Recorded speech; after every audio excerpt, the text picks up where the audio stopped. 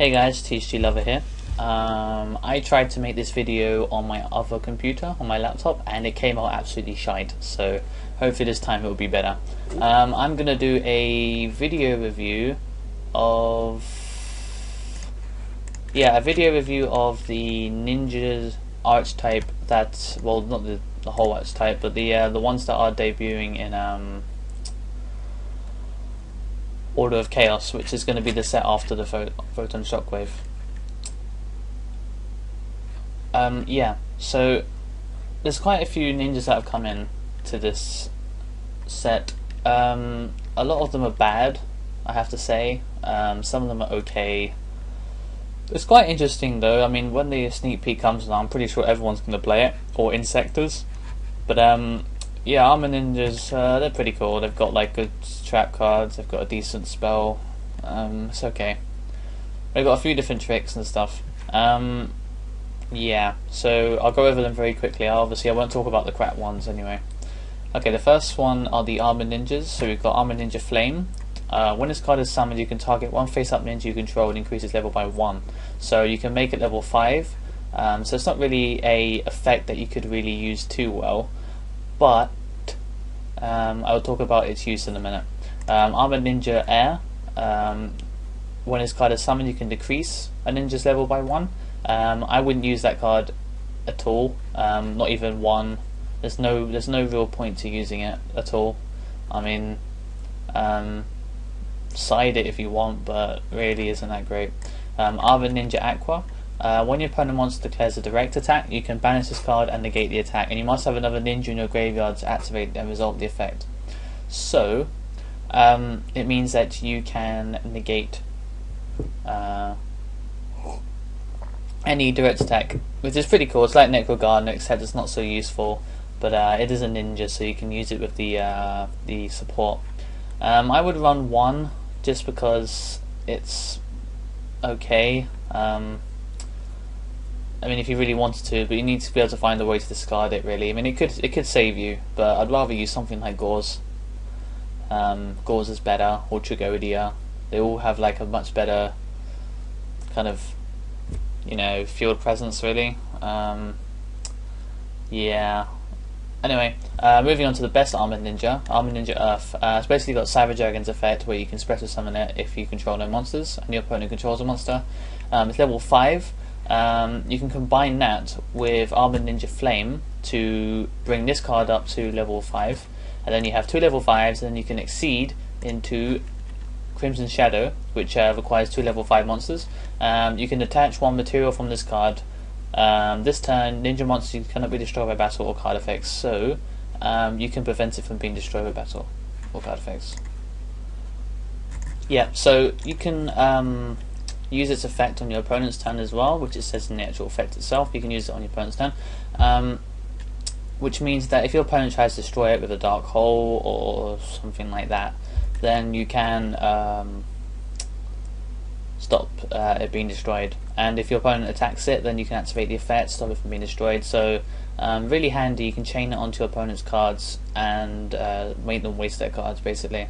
So it's almost a bit like a Shien in a sense, except not really, not as versatile. But yeah, I mean, there's other rank 5s you could go into, but this one's pretty good. It's worth the investment because yeah, it does a good job of smacking things up. It can destroy monarchs and stuff like that, but it can't get past things like compulsory or bionic.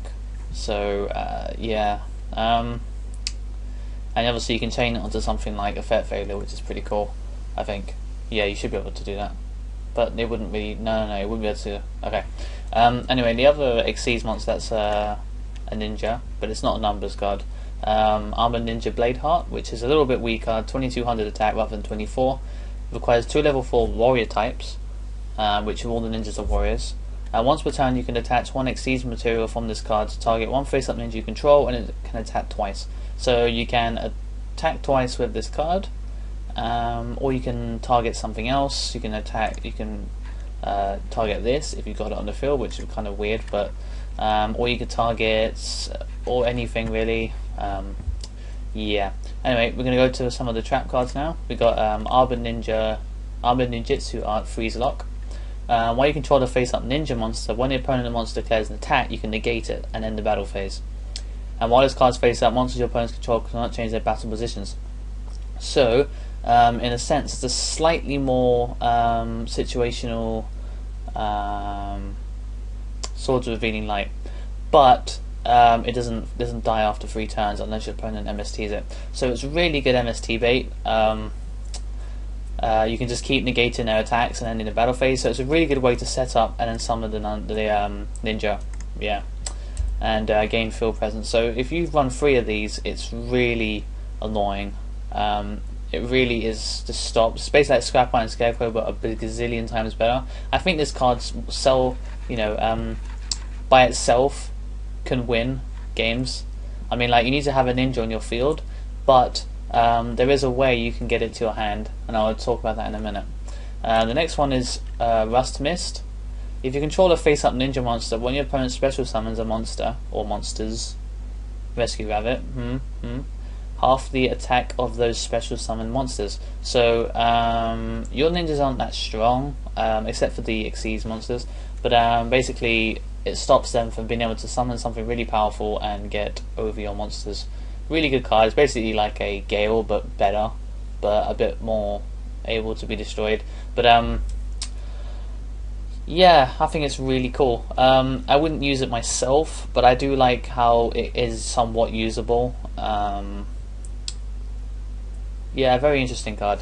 I do like it. Next one is Gold Conversion. This is the spell card where if you control a face-up ninjutsu art card, which is one of the trap cards, you can destroy all face-up ninjutsu arts you control and then draw 2 cards.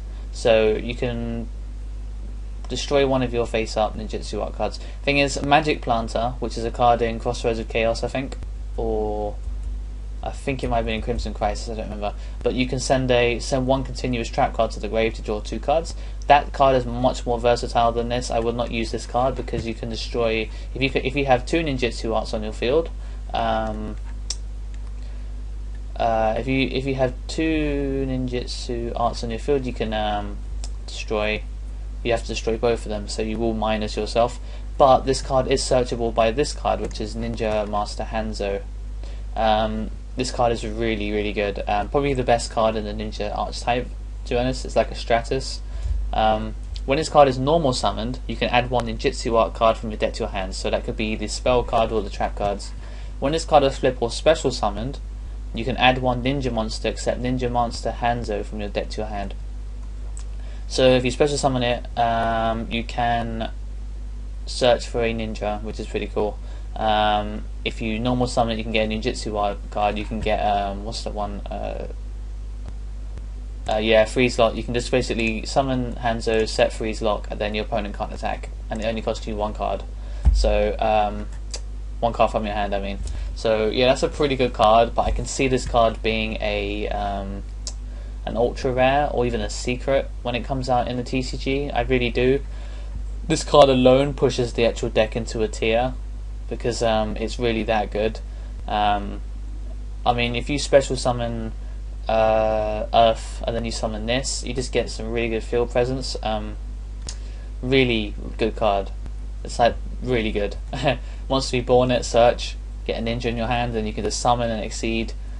So many combos you can do with this card. It's versatile because you can get many different kinds of things. Basically, any ninjutsu or ninja card, you can get it, depending on what you want to do. So, yeah, really good card. Next up is Masked Hero Ibizu. Once per turn, you can return all spell trap cards on your opponent's controls to the hand, equal to the number of face-up ninja monsters you control. So, if you control 5, you can bounce 5. If you control 2, you bounce 2. But you must control a ninja monster except this card to activate the effect. During this turn, Go-Go the Gallant Ninja, which is one of the older ones that isn't in this set, can attack your opponent directly. And in my recollection, Go-Go the Gallant Ninja, if you attack directly and your opponent has 5 cards in his hand, you can discard 2. So this card allows you to bounce all their cards to their hand, so they probably will have more than 5 in their hand now. And then you can attack with Gallant Ninja, and yeah, but it's kind of situational because you need to have Gallant Ninja. It's not a very good card anyway. Not a very good combo. I wouldn't use it. I mean, it's a good combo, but it's not really that great. Next up is Gold Ninja, which is also quite a good card. Once per turn, you can send one trap card from your hand to the graveyard to special summon one ninja monster from your deck, in either face-up defense or face-down defense. So the best card to get with it is Hanzo, because then you can add a ninja to your hand just by discarding a trap card. But that also means that you can, I mean, like, I would rather send a trap card than a spell card like Summon a Monk. I mean, Summon a Monk lets you get any level 4, right? But this card lets you send a trap card and get any ninja. So really good card. It's not that strong, but that's why you use it for Exceed. Definitely, if you use it with Hanzo and the monster gets destroyed, your Exceed gets destroyed and it gets sent to the grave, you can get Gold and Hanzo together. Like, you can banish them and summon BLS or something. So you can get BLS in there. Gold Ninja is pretty good at 2 or 3, I would say 2 or 3, because you might not always have a trap card and it's kind of dead if you don't. And Hanzo is definitely at 3. The last card I want to talk about is Ninjutsu Art of Super Transformation. Really weird card. So yeah, you target one face-up ninja you control and one face-up monster your opponent controls, and you send them to the graveyard. Then special summon one dragon, dinosaur, sea serpent with an equal or lower level than the sent monster's combined levels from your deck to your side of the field. And if this card leaves the field, banish that monster that was special summoned. So, okay, first off, you can target one face-up ninja you control, one face-up monster your opponent controls, send to the grave. So it gets past the specials. It gets past the Stardust Dragon, which obviously only works if you destroy it, which it doesn't. So you can send, I mean, usually when you send 2 cards, you're going to end up sending about level 8's worth. So if you do, you can run, this card allows you to run ninjas in a deck that isn't specialized in warriors. You could run it in a different deck that runs dinosaurs, like Evos, which just come out as well. Sea Serpents, which I don't really know why you do that. You can, if you wanted to, run Diva in the deck. If you, I don't know, you could go with that and make. You could easily make Trish with some of the level 4s, but I wouldn't really. And you can summon a dragon if you wanted to, but also they're all on life support, because if this card does leave the field, then the card is banished. So really, I wouldn't use it in a pure deck, because the deck is better when it's pure, because you got more combos and stuff like that. But it is an interesting card. It probably gets better in the future once there are like a kind of maybe I mean, like, if you spend the time to look through different cards, different combos and stuff like that, this card will eventually find a place somewhere. You will like, if you look enough, you will be able to make a deck that uses this card, and then you will win, because it is such a good card. But it's got like this potential that I can't really see in it right now. But there is probably a monster somewhere, a dragon, dinosaur, or sea serpent, that will be able to be abused. It doesn't. One thing you have to note is that it doesn't specify. You know, it doesn't say a level. It just says equal to a lower level. So yeah, you can special summon something up to level 12 if you really wants to. Yeah. But it is a really good way to get rid of your opponent's cards, especially if they summon like Scrap Dragon or Trish.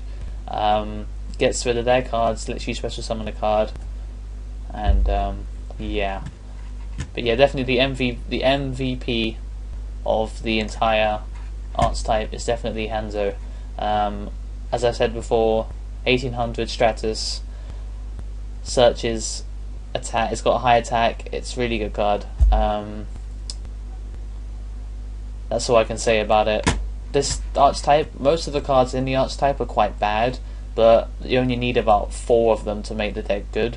So it really is an interesting Archetype now with this card and Gold and perhaps Earth. I don't know. But yeah, the Exceed monsters are good. Yeah, but I feel like Insectors have a much more potential simply because of just their brokenness. But yeah, it would be kind of interesting to see them go against each other on DN. I've never actually seen it happen, but it would be interesting to see it. So I might make a deck of this and then show it on my next dueling video, which will be tomorrow, I think. So make sure you look out for that. So yeah, thanks for watching, guys. That's it from me today. TCG Lover out.